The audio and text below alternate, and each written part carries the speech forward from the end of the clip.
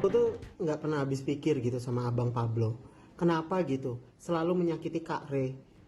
Sedangkan Kak Re itu kayak yang aku tahu ya sebagai sahabatnya itu selalu mendampingi Abang.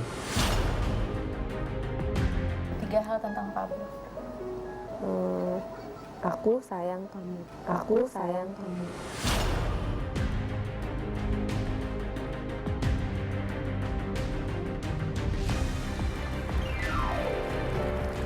Hai, apa kabar semuanya? Saya Kak Rose kembali menemani Anda di acara Rumpi No Secret. Mwah.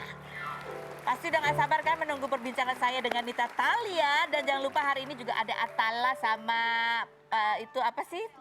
Anselma yang digosipin. Ini mereka pacaran gak sih? Apakah ini gara-gara ini putus sama si Aisyah Akila gitu ya? Tapi nanti sabar sedikit, kita ke pojokan dulu untuk membahas berita-berita yang hot baik yang datang dari dunia nyata maupun dari dunia maya.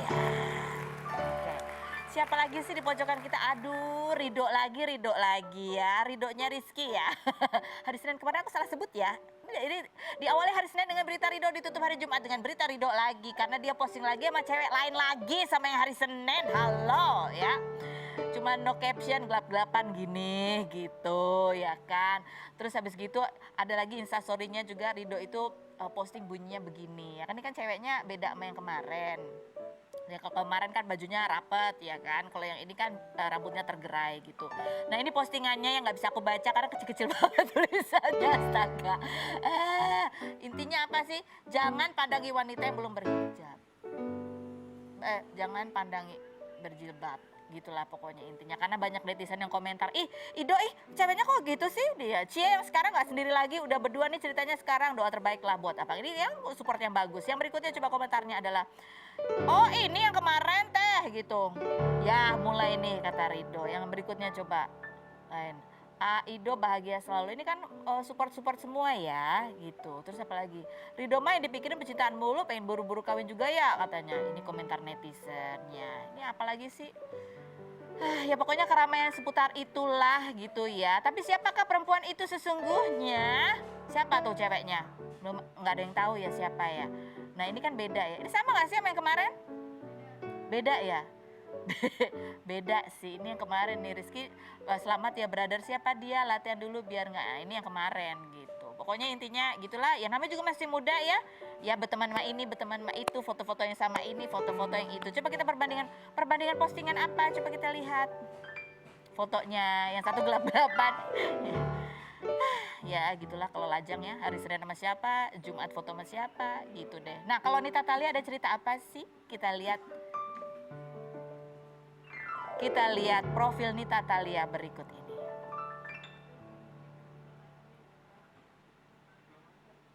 Hah?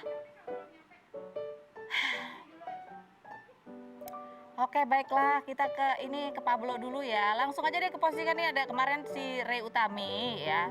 Ray Utami itu ada punya teman namanya Irawan. Terus Irawan itu bikin video. Kan kemarin Pablo itu berencana untuk menceraikan Ray Utami, sementara Ray Utaminya masih sayang kayaknya sama Irawan ini ya Kak. Sama Irawan, sama Pablo. Terus Irawan tuh bilang gini, Pablo jangan jahat-jahat dong sama Ray. Ray tuh kan cinta banget sama kamu, bahkan katanya waktu perselingkuhan itu juga Ray tetap memaafkan kamu. Nah akibatnya adalah Pablo murka ya. Pablo murka, terus dia posting ini hari ini. Kok bisa posting ya? Bukan jadi masih di dalam ya? Oh mungkin posting by admin ya. Ini di akunnya Pablo nih. Dia foto ini, si orang ini, si Irwan ini. Terus dengan tulisan besar-besar si Pablo menulis, Anda mau pansus? Jangan fitnah, buktikan kalau saya pernah selingkuh. Justru semakin kau komentar begini, semakin besar niatku segera cerai dan anggap tak kenal sama kalian. Katanya gitu ini. Oh post by admin. Keputusan untuk cerai sudah bulat, mau difitnah 1000 kali pun tidak peduli katanya gitu. Bukan difitnah Pablo, orang Ray itu masih cinta gitu, masih cinta. Gak ada profilnya Nita Thalia aja. Tayangannya Irwan. Ya oke lah, kita lihat yang berikut. Yang bikin Pablo murka. Aku tuh nggak pernah habis pikir gitu sama Abang Pablo. Kenapa gitu? Selalu menyakiti Kak Re. Sedangkan Kak Re itu kayak yang aku tahu ya sebagai sahabatnya itu selalu mendampingi Abang. Apa nggak puas Abang nyakitin Kak Re ketika perselingkuhan itu terjadi? Abang selingkuh dengan perempuan lain dan memilih perempuan itu ketimbang Kak Re. Tapi apa nyatanya? Kak Re tetap setia sama Abang gitu. tolong bang jangan sakitin Kak Re. Kak Re setiap hari tuh nangis terus, mikirin anak, mikirin keluarga, dan dia itu nggak mau, apa ya, bisa dibilang gagal kesekian kalinya gitu. Oke, baiklah pemirsa, sekarang saatnya kita menuju ke Nita Thalia.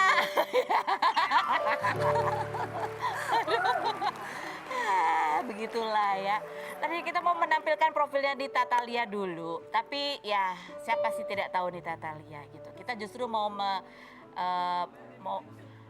ada yang bisa ditampilkan yang pertama? Muaknya? Oke, kita lihat postingannya. Ini postingan Nita Thalia. Nita, terima kasih sudah datang. Sama-sama. Aku tahu ini adalah masa-masa yang nggak mudah. Betul. Walaupun mungkin kamu udah merasa nggak betah, tapi tetap ini sebuah kesedihan yang besar buat kamu. Betul. Betul sekali ya. Ya. Jadi terima kasih sudah datang berbagi cerita. Mudah-mudahan kita bisa belajar dari cerita kehidupan kamu. Sama-sama. Ini adalah postingan kamu ketika kamu ngerasa bahwa pernyataan dari beliau atau pihak beliau gitu ada yang menyinggung ya, berkaitan dengan alasan katanya ya mungkin kebutuhan oplasnya semakin banyak gitu. Sehingga kamu ini bentuk klarifikasi. Bentuk sebetulnya. Dan klarifikasi. itu di Instagram pribadi saya dan di bawahnya juga kan ada tulisan delete soon, dan ini hanya 16 jam, setelah itu saya langsung hapus lagi. Kenapa kamu hapus? Karena ini hanya bentuk peringatan saja buat mantan suami. Coba kalau mau bikin statement itu yang real aja, yang nyata aja gitu kan. Karena sebelumnya kan kita bertiga sama anak sepakat untuk bisa baik-baik dan ya gitu. Jadi Tapi ternyata apa yang diinginkan dengan apa yang terjadi ya beda gitu ya. Beda, Apalagi betul. kamu public figure, betul. pasti kepengen. dikejar-kejar orang untuk. Iya. Dan kamu sempat ditanya kenapa akhirnya Nita Thalia mau ngomong, kamu bilang sudah saatnya dibuka gitu. Betul. Apa pemicunya? Ini sudah saatnya saya untuk melakukan klarifikasi karena sebelumnya kan selama 1 bulan lebih saya diam, saya bungkam dan karena mengikuti keinginan anak, karena waktu itu Oke.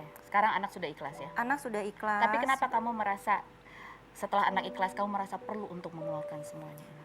Karena butuh klarifikasi gitu. Butuh klarifikasi. Butuh Apa yang klarifikasi. paling menurut kamu paling melenceng yang perlu banget kamu klarifikasi? Banyak hal. Satu.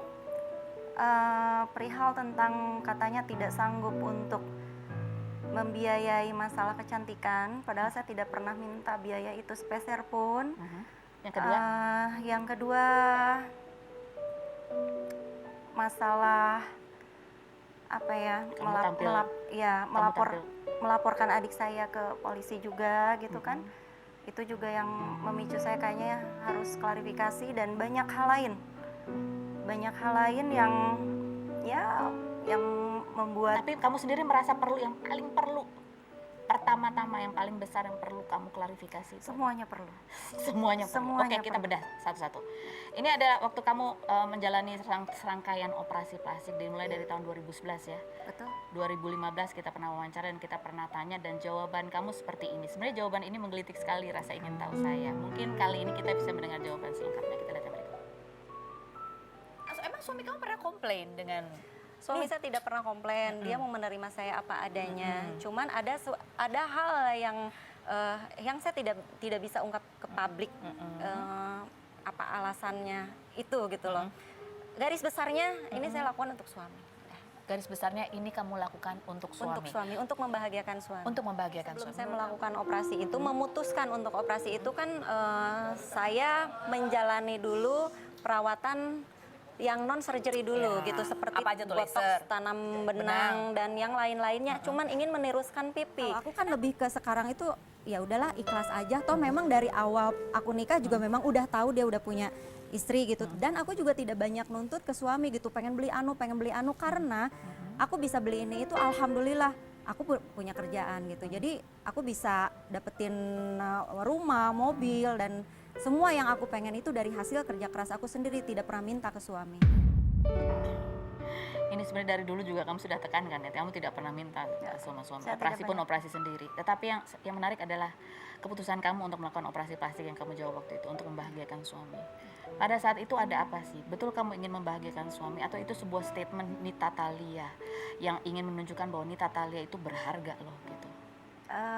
Karena gini, pada waktu itu kan memang menurut saya kayaknya tidak pantas kalau saya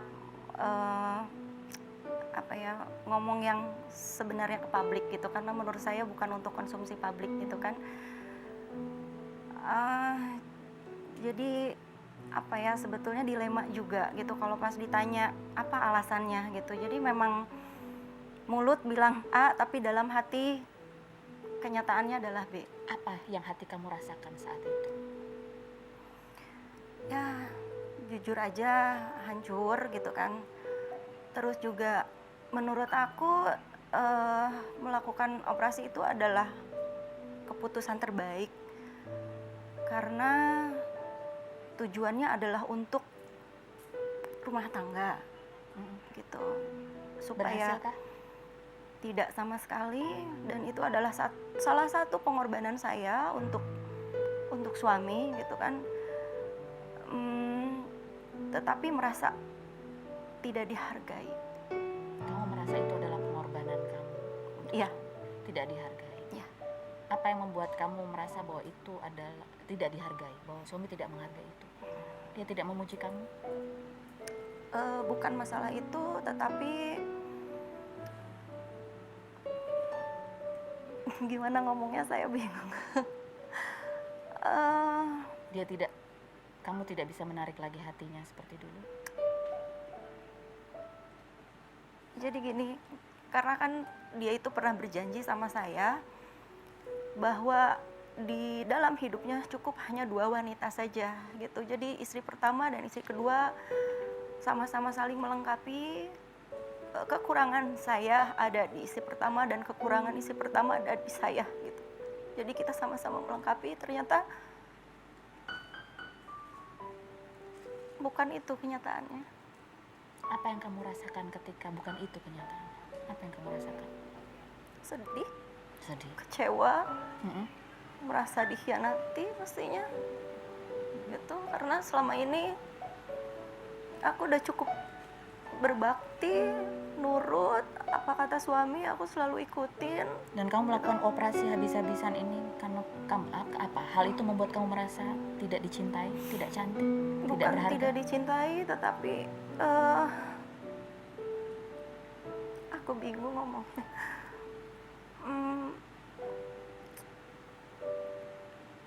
Karena ada cinta yang lain. Karena ada cinta yang lain. Dan usaha kamu ini kamu anggap belum berhasil. Tapi apakah kamu bahagia kamu melakukan perubahan pada dirimu? Kamu sendiri bahagia nggak, Nita? Saya untuk diri saya sendiri, saya cukup bahagia. Itu jadi tujuannya adalah yang pertama adalah untuk kepuasan diri sendiri, yang kedua untuk rumah tangga gitu kan, walaupun tidak dihargai sama sekali, walaupun akhirnya gagal gitu ya. Tapi yang ada di benak saya sekarang adalah melupakan masa-masa di mana saya benar-benar sedih, benar-benar terpuruk gitu. Karena walau bagaimanapun saya harus kuat, saya harus ada semangat. Karena itu kamu operasi plastik buat kamu ketika dituduh bahwa butuh operasi plastik kali, kurang banyak duit, itu jadi masalah. Sebenarnya uangnya atau itu adalah bentuk pengorbanan yang tidak dihargai yang kamu rasakan, yang kamu Itu adalah bentuk dari rasa sakit yang selama ini saya pendam. jadi bukan masalah itu, tapi karena pengorbanan yang tidak dihargai. Ya. Dan kamu sering juga posting foto yang seksi, menghargai diri kamu, termasuk TikTok. Apa itu statement apa, Nita? Itu adalah bentuk saya protes. Karena menurut saya suami tidak puas dengan saya. Saya merasa apa kurangnya saya gitu. Saya udah banyak berkorban buat dia. Apa saya kurang cantik, kurang seksi, apa gitu kan. Jadi saya sering posting foto-foto seksi itu adalah bentuk protes saya kepada suami. Dan beliau sempat menegur kamu karena posting itu. Itu Sempat menegur, tetapi pengennya saya dia berubah, tapi tidak berubah sama sekali. Jadi kamu sebetulnya akan berhenti melakukan itu jika dia berubah gitu. Sekarang saya sudah berhenti. Sekarang kamu sudah berhenti. Apa yang membuat kamu berhenti? Tidak perlu lagi ada yang kamu tunjukkan? Karena saya rasa ya sudah tidak perlu lagi. Karena tadi kan saya udah bilang alasannya itu adalah sebuah bentuk protes saya kepada suami bahwa gue juga masih seksi. Gue juga berani bersaing dengan wanita-wanita muda di sana yang dia sukai gitu kan. Ini ada pernyataan beliau gitu ya, soal gaya pakaian gitu. Coba kita lihat yang berikut. Ada kejadian yang membuat dia barangkali tidak nyaman. Nah, kejadian itu adalah saya menegur dia dengan tayangan-tayangan di medsos, karena menurut saya itu kan sudah ya berpakaiannya atau gayanya sudah di luar batas lah menurut saya. Apa alasan kamu suka posting TikTok seksi pakai daster? Apa suami nggak marah? Suami tahu nggak? Tahu.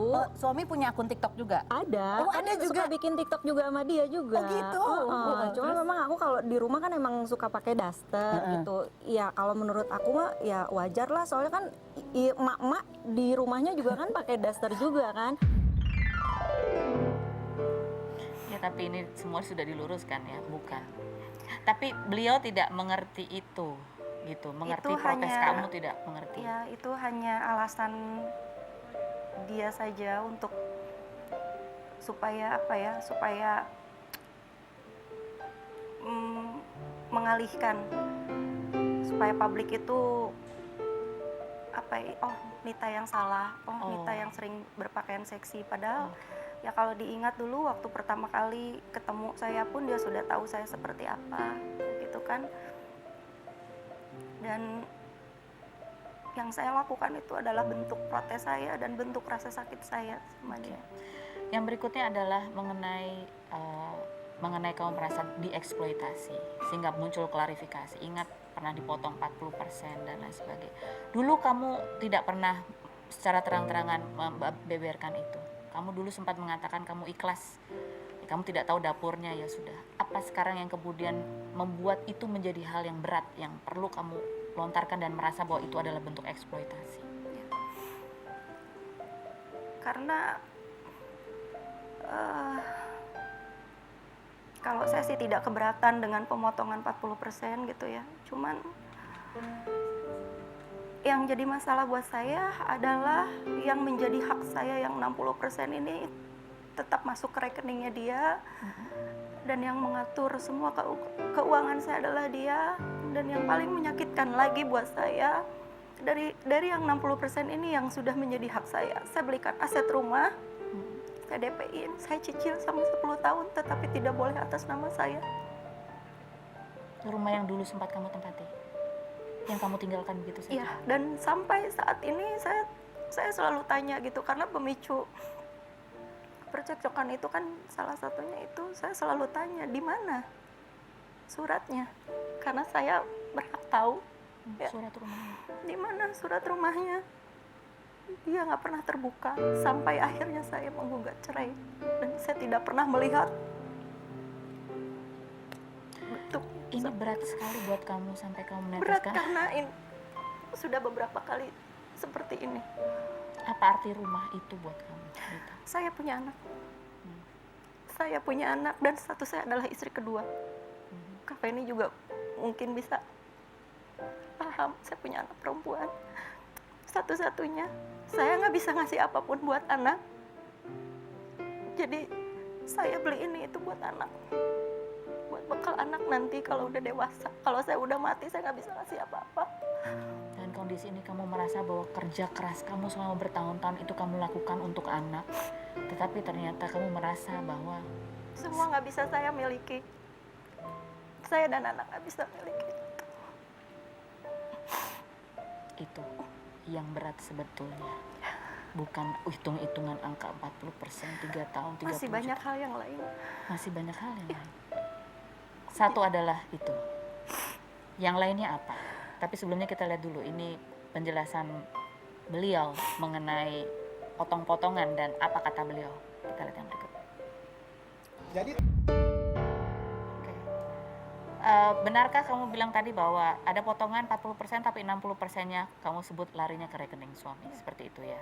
Dan benarkah bahwa salah satu yang menjadi keberatan kamu adalah ketika 60% itu ada di pihak suami, selain tadi bahwa surat rumah aja bahkan kamu belum lihat gitu ya, bahwa kamu juga sakit karena 60% itu kemudian kamu tidak tahu penggunaannya. Apakah kamu curiga bahwa 60% itu juga termasuk bagian yang digunakan untuk cinta yang lain? Setelah berikut ini jangan kemana-mana, tetap di Rumpi.